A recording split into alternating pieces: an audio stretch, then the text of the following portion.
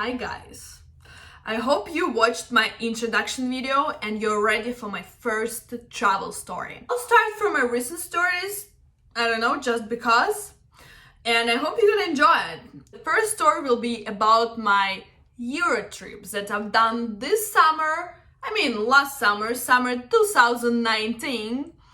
I went to Europe alone for 1.5 months. And many people told me, Valerie, you're crazy, you're gonna get kidnapped. Have you seen that movie Taken? You might be the one. I was like, whatever, I'll go to big cities. Low chances I'm gonna get kidnapped. I know how to manage myself and how to organize myself. That was the summer that I worked fully remote, and I was like, well, why would I stay in Canada or anywhere else if I want to go and explore Europe? My ticket was Toronto-Amsterdam and then Amsterdam-Toronto, and I didn't have anything in between. I decided to don't pre-book any flights. I wanted to stay in every city for as long as I want and enjoy it as long as I want. So I flew to Amsterdam. It was okay. Ask me if you want to know more. Then I flew from Amsterdam to Budapest. Budapest was amazing. Maybe it's gonna be in one of my other videos. And then from Budapest, I flew to Brussels. Then from Brussels, I had to go to Nice, France. I don't know if you heard, but last summer in Europe, it was some kind of heat wave. So it was like super warm in Europe at that time. It was like 40 degrees Celsius in Brussels when I was there. I was walking in Brussels, I did some work stuff. Then I went to airport because my flight was in the evening. It was like 8 p.m. flight to Nice. So I was like, okay, cool. I went to airport and they were like, oh, you better check in your luggage. It was a carry-on luggage. So it was like a small bag. So they were like, okay, you better check in your luggage because it's a really busy plane. So you have to check it in. And I was like, okay, do it, check it in. They checked it in. I went to my gate. It was like, I don't know, like an hour before my flight. We were all waiting, kind of chilling there at our gate. And they're saying, okay, your flight is delayed for like an hour. And we were like, okay, an hour. Then they're like, okay, your flight is delayed for 2 hours. We're like, okay. Then they're like, okay, your flight is delayed for 3 hours. We're like, okay. So in 3 hours, we finally get into a plane. It's like 11:45 p.m. Our pilot makes this announcement and he says, guys, it was really nice to meet you. It was too hot to fly before, but now it's too late to fly. So we actually can't fly. Amazing. So he's like, you're gonna get your luggages when you're actually gonna get out of plane. So basically just get out and we're gonna figure out where you guys gonna stay for tonight because you probably had a hotel booked in Nice, not in Brussels. And I was like, yeah, my hotel's in Nice, booked there, waiting for me, not in Brussels.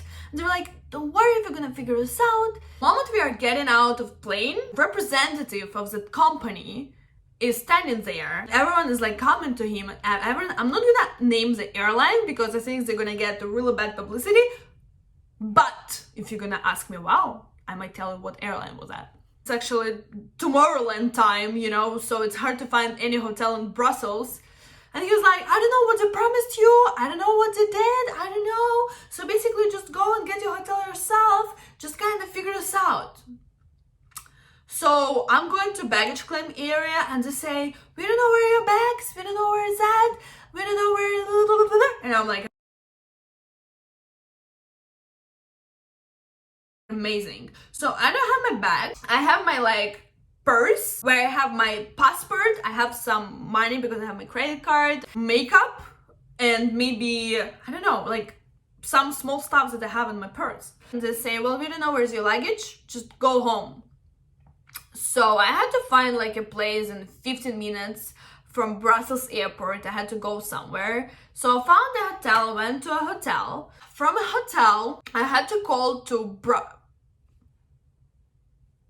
you don't know what airline I had to call, right? So I had to call to my airline representative. They were super busy because I was not the one who was actually calling them. I was like, hey guys, so my flight got canceled. I'm stuck in Brussels. I don't know when I'm flying to Nice. So can we reschedule my flight and can we get my luggage back because I have no luggage? And they were like, okay.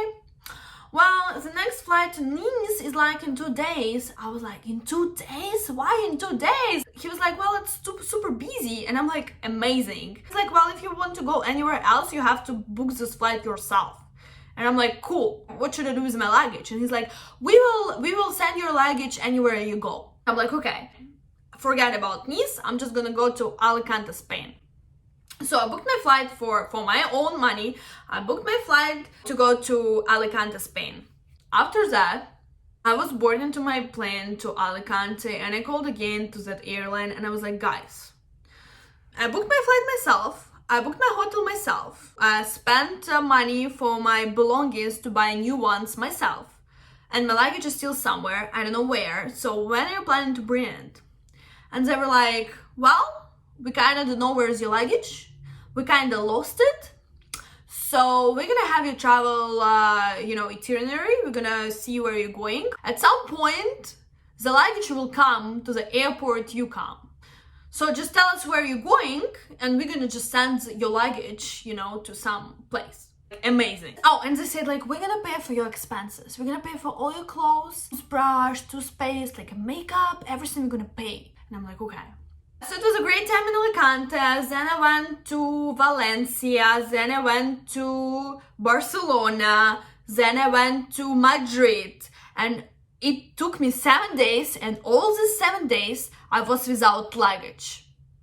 So that's how I realized you actually don't need a lot of stuff during your Euro trip. You can actually buy everything on your way. I was like saving my receipts because I was hoping that airline gonna actually pay for my expenses. And they're not gonna do it. I was calling them every day. I was like, hey, where's my luggage? Where's my luggage? Where's my luggage? Hey, where's my luggage? Hey, by the way, where's my luggage? And they're like, oh, it's coming, it's going, blah, blah, blah. Just tell us where you're going, blah, blah, blah. Then I arrived in Ibiza, and I was like, guys, all my dresses are in this luggage. So I was preparing all these dresses, all these heels, all that makeup that I had in that luggage. I was preparing for my Ibiza trip. You can't just leave me in Ibiza without my luggage. So I'm arriving to Ibiza, and my luggage is waiting for me there.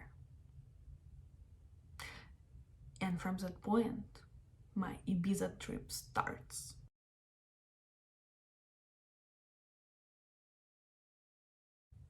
That's a long video. Oh, guys, you have to get used to my Russian accent. So if you are not used to it, please get used to it. So what can we learn from this first part of the story? First, try to keep your carrying luggage to yourself.